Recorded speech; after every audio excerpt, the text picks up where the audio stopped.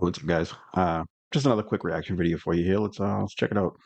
Liberal got completely checkmated with absolutely brutal facts. The dominant narrative in America is white people are evil, white people suck, we should be ashamed of ourselves. I don't think we should be ashamed of ourselves. I think that we should take responsibility for the system that we've created. The best system in the world?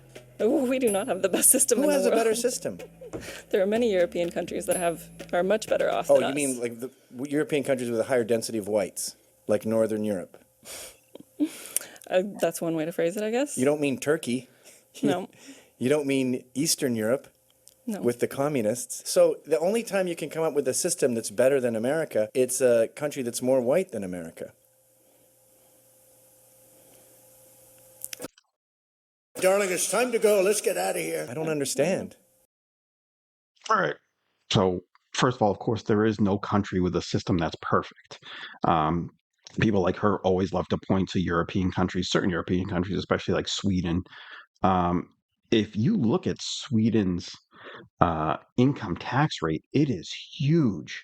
Those people pay a lot in income tax. Basically, where our income tax stops, theirs basically starts.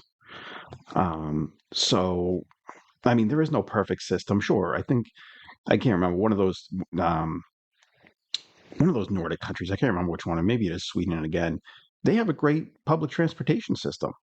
Um, and what the heck does she have around her neck? I just noticed that. That's lips with a tongue sticking out of it. All right. Anyways, yeah, like I said, there's no country with a perfect system. America has a lot of great things. Sweden has a lot of great things. Countries in the UK have a lot of great things. So, but yeah, liberals always love to say America's system sucks. European countries have great systems. Well, Europe is falling apart right now. So I don't know how great it is. I don't know what to say to that. The thing on so you can hear this.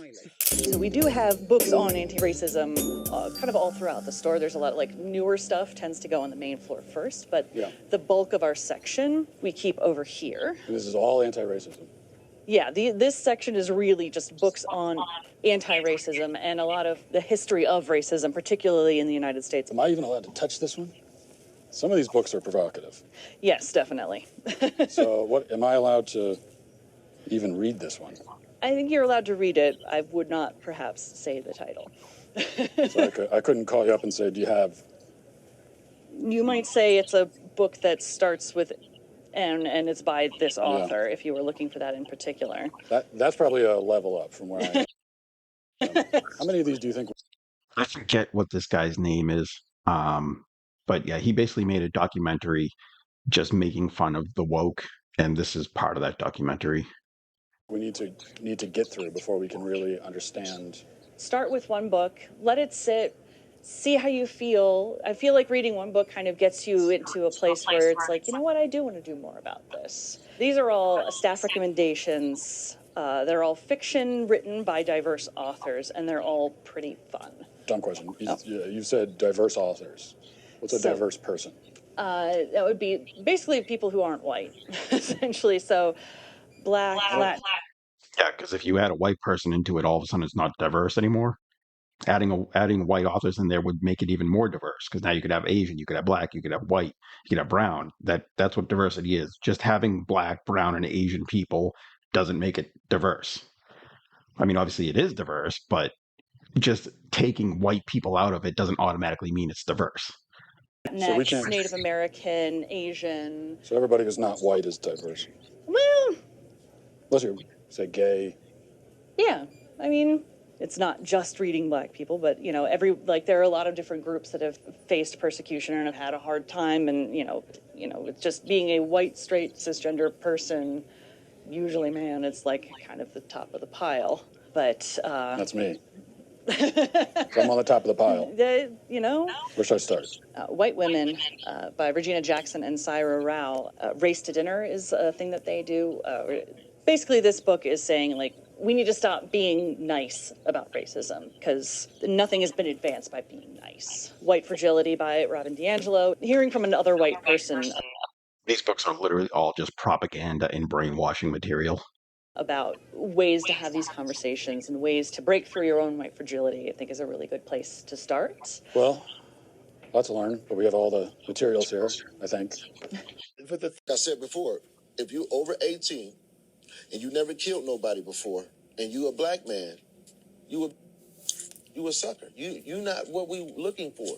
Look, that dude with the 8 fake chains around his neck, he's a cop. He probably a CIA plant trying to get y'all hemmed up on some dumbass shit. Y'all gotta stop listening to goofy ass people like this, man. He wants you to spend the rest of your life in prison getting reamed out by other dudes instead of out here on the streets living real life. Gotta tighten up, homie. You gotta lock in, because there ain't nothing cool about living life out on the streets. Ain't nothing cool about being locked up in prison with other dudes. Life out here is real sweet, even if you're poor, even if you're dumb, even if you're gay as hell.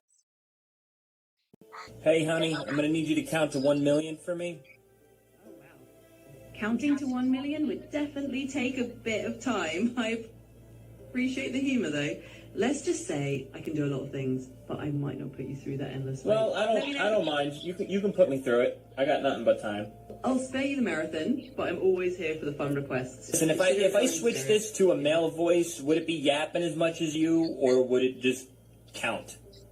Well, if you switched over to a male voice, it would still have the same me behind it, so you'd get pretty much the same level of Let's see about that. Let's see about that. Let's see about that. Hello. I doubt it. Hey, I'm ready to hit the... Hi there. I just want to... Hi there. Nice to meet... Hi there. I just want to share... Hey, I need you to count to 1 million for me. Absolutely. I can do that. Here we go. 1, 2, 3, 4... What did I tell you? 5, 6... I told you that AI was getting really... So right now, the prediction market Kalshi has Karen Bass, the sitting mayor, at 68% chances to win, and Spencer Pratt's only at 26%. Do you think... I'm not sure when this was recorded. I think Spencer Pratt has actually risen up quite a bit in those stats. But anybody who's going to vote for Karen Bass out there in California, out there in LA, you're basically not. You don't know what you're doing. You're just voting based on party lines. It's a woman. It's a woman of color. I'm going to vote for her. You know, Spencer Pratt is, from what I understand, he was a former reality TV. He was on a reality TV show. I don't know which one or anything, but yeah, if you don't know who Spencer Pratt is, check out some of his campaign videos that he's putting out there. They're amazing. Think it should be higher or lower for Spencer? Lower. You'd think that he should have less odds. I'm not a big fan of Spencer Pratt. I don't think he's the smartest guy in the world, so I don't think that would be the best position for him. So, do you know about his platform? I don't really know. I just know that he's married to Heidi and all of that, but he sort of got his start on reality TV and was the villain. But do you know why he decided to run, though? I don't, actually. So his house burnt down on the Palisades wildfires, and LA had a very slow response. So a lot. By the way, apparently there's another wildfire that's going on over there in California that just started a couple days ago. I haven't heard too much about it. I got to look into it. A lot of people lost everything. Okay. So he ran so that he could help clean up the wildfire preparedness as well as the response time. Well, that's respectable. I wasn't aware of that. Have you heard of Skid Row? Yeah. Did you know that some of those people are drug users and they're testing their drugs on the dogs to make sure that it's safe for them before they do it? No. Spencer Pratt wants to put an end to that. One of his campaign taglines is vote Spencer to save the dogs. I mean, honestly, I knew none of those things about Spencer Pratt. And that's very honorable, and I would tend to hike him up a bit, I guess. Yeah, he's trying to address problems that Karen Bass has ignored. Okay. And he's trying to come in and fix those specific issues. Yeah, I mean... Does that improve your, idea or concept 100%, because I would have thought somebody like him would be more for clout or just to get his name and just for more of a famous type reason. What are you just running for clout? What are you talking about? Just get your name out there? Come on. But this is opposite of clout. Yeah, no, absolutely. So I would probably sway towards those issues and voting for him. Wow, I think we just a little red pill going on here. Argue without knowing the facts. The Western world's actually not that great because the reason being is, what about slavery? The reason there is no slavery in the world today is because the British Empire ended it. That's why there is no slavery. The fact that you are uneducated about history doesn't mean it's funny. So let me educate you now. I know that the woke narrative, there was no slavery, and then the British or the Americans came along and they started slavery. Slaves were the first good that were ever traded between human beings. Ever. Native Americans had slaves, Ottomans had slaves, African had slaves, everybody had slaves. The reason there is no slavery in the West is the British Empire ended it. Not only that, the British Empire then spent a tremendous amount of blood and treasure to stop it. Yeah, it's absolutely true. Of course, white people get all the blame for slavery, even though when you look at the entire timeline of when slavery has happened on this planet, white people having slaves is just a really small part of it. But they get the most blame for it. And also, as he pointed out, once a lot of European countries and I think America at that time also abolished slavery. Like he said, countries like England, and I want to say maybe France also, started sending a lot of their naval vessels over to the eastern waters, to the eastern coast of Africa, trying to stop other slave ships from going to places like India and the Middle East. That history is never talked about. Yeah, the British and I think it was the French. I could be wrong on that, but yeah, they were trying to stop slavery, and the Africans wanted to sell their people. And another interesting fact that a lot of people don't know is, one of the largest purchasers of slaves from Africa were Middle Eastern countries. And the reason there isn't a lot of ancestors from slaves in Middle Eastern countries is because they would castrate a lot of their slaves. They would castrate a huge majority of slaves, so they would be able to control the population. So that's why there isn't any if any ancestors of slaves really in the Middle East. And when they castrated them, they didn't have modern technology like we have now. They were fully awake when it happened. So tell me, why do you appreciate the United States? Because Americans say, I don't like this apple because it's not organic. There is no apple in Cuba. I don't like this milk. It's not whole milk. There is no milk in Cuba. I don't like this beef because it's not picanha. I don't like.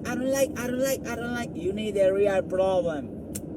Because in US you are blessed. You have everything you need in US.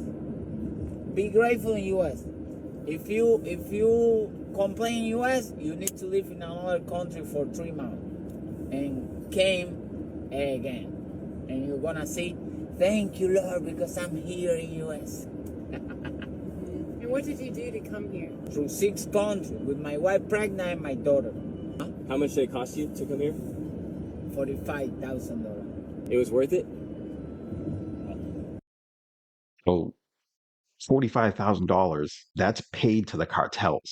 It's the cartels that help people like him help, their cartels. They're basically extorting them for money. But yeah, it's the cartels who get the money and then bring them across, bring them up through Mexico and across the border. I've heard, different people say different things, where some say they paid $5,000 per person. Some say they paid $10,000. It's all different, but all the money is going to the cartels. So when you have millions of people crossing the border illegally, they're all paying $10,000 per person to the cartels. That's a huge profit for bad people, for cartels, right? Just another reason why we need to stop illegal immigration. It profits the cartels. US is a blessed man. God bless US. God bless America. And what do people say about Trump that you were laughing at? He's a dictator. Yeah. But in US you can say Biden is a dictator, Obama is a dictator, Trump, Stephen, everybody's a dictator, and nothing happened with you. You can say the same in Cuba, because in Cuba, if you say down the dick, they putting you on jail. In US, there is free speech. Yeah, that's the thing. The left loves accusing Donald Trump of being a dictator. He's done nothing dictator-like, but the people on the left have done quite a few things that are like what dictators do. Like, for example, they appointed their presidential candidate. They skipped the democratic process. They skipped the part where the people vote, and they just planted their person, the person they wanted to be the presidential candidate, right in place. That's what dictatorships do. right? They don't allow the people to vote. They say this is who you're going to vote for, right? Another example is the left is very big on gun control. Well, every dictatorship throughout history, including Nazi Germany, I don't know if I can say that N word on, that's maybe another N word you can't say on YouTube, but you know, just all the dictatorships throughout history, one of the first things they do when they come into power is they take away the people's rights to own weapons. So they send all their people around, to collect all the weapons, whether it's, guns or whether it's pre-guns, and they collected, knives and swords and battle axes and whatever else. But basically, because when they come into power, they don't want any citizens to be able to fight back against them. So the best way to do that is to take away their weapons and only allow your people that you're in charge of, your military people, to have weapons. So that's another reason why us in America, we have to fight to keep our Second Amendment right.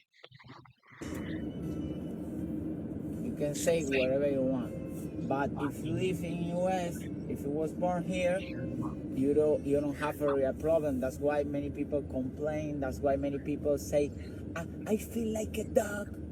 I feel like cat, because they don't have problem. But if you live in another country and if you came to US, you're gonna be grateful because you're gonna appreciate what a blessing is US.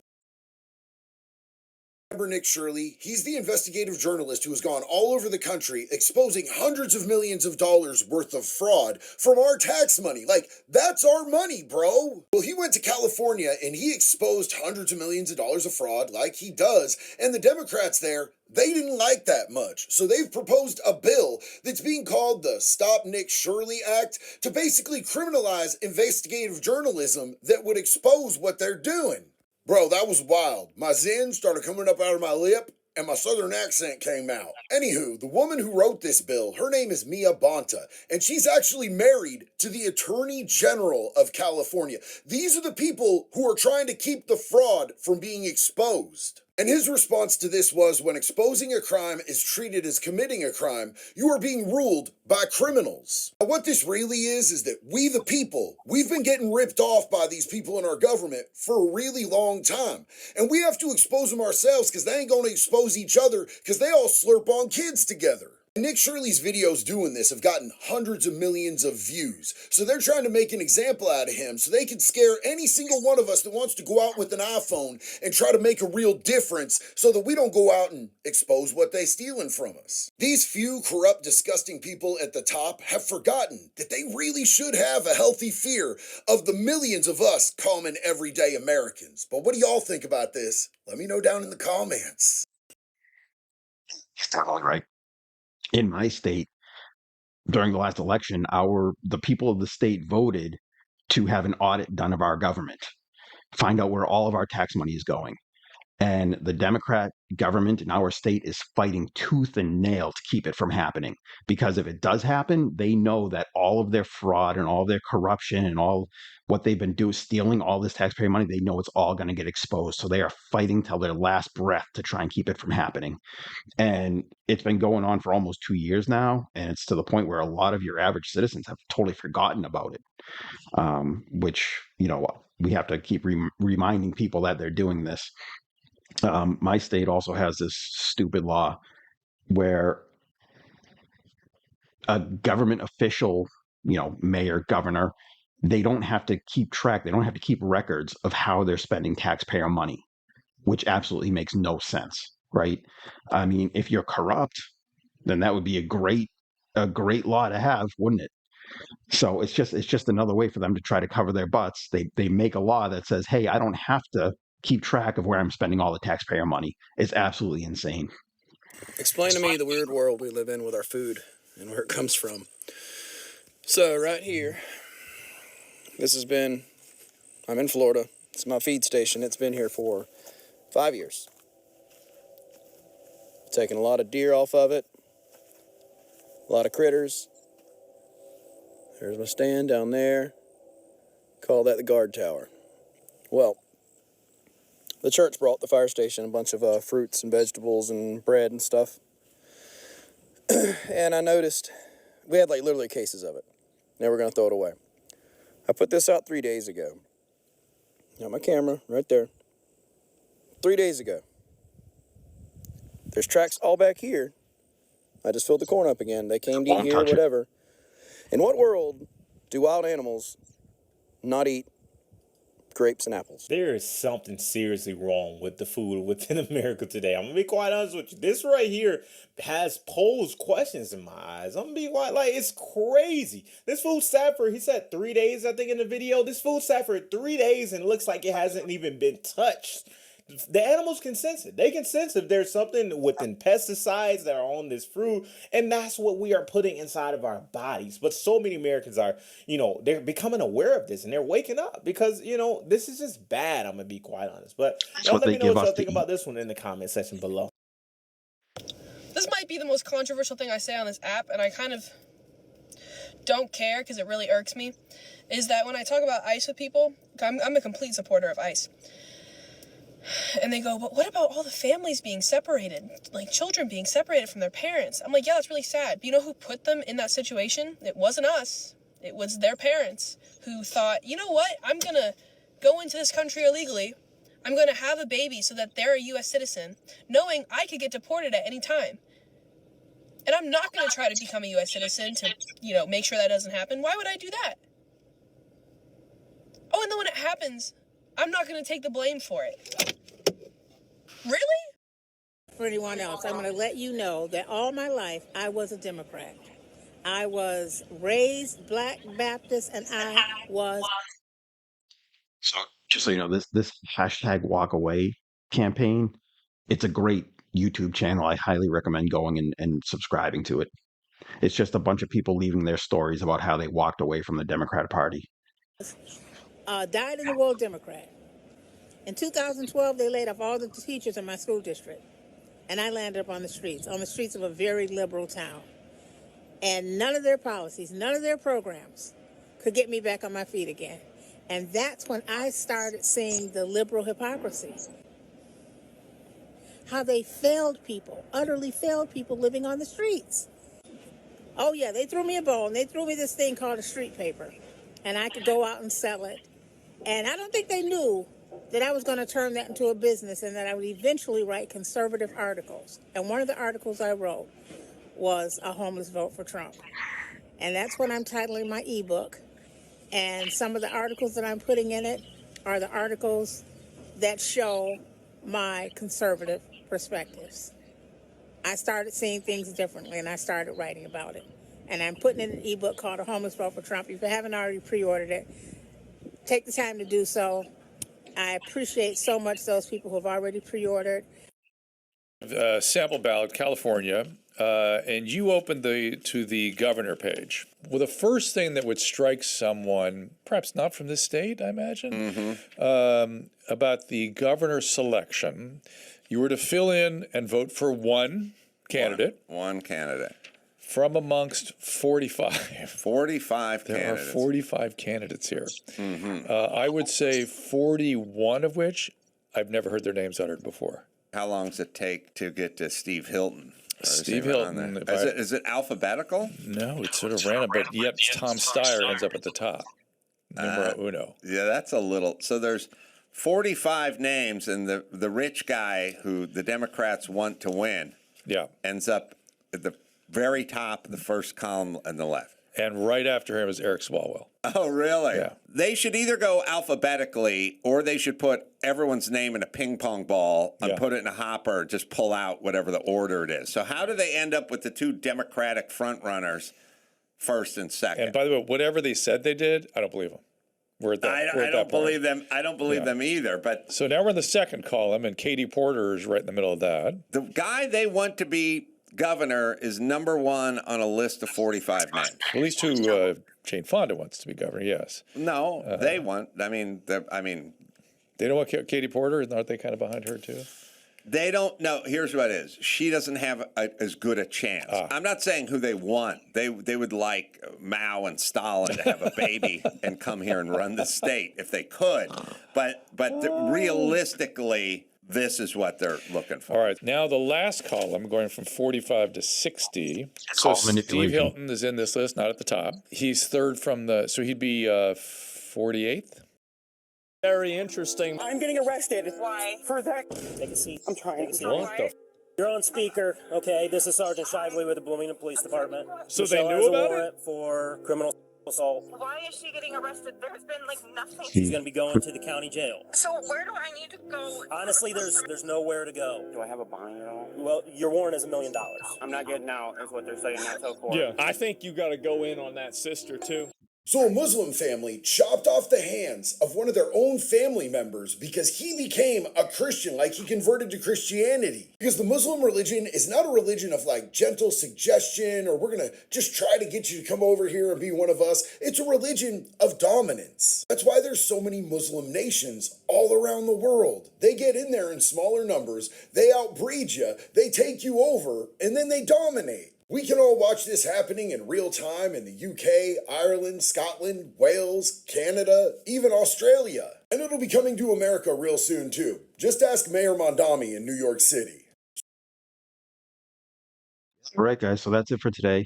Thank you so much for checking out the video. Leave a comment below. Let me know what you liked, what you didn't like. Leave your opinions on any of the clips that we watched. And hopefully I'll see you guys again real soon. Thank you very much.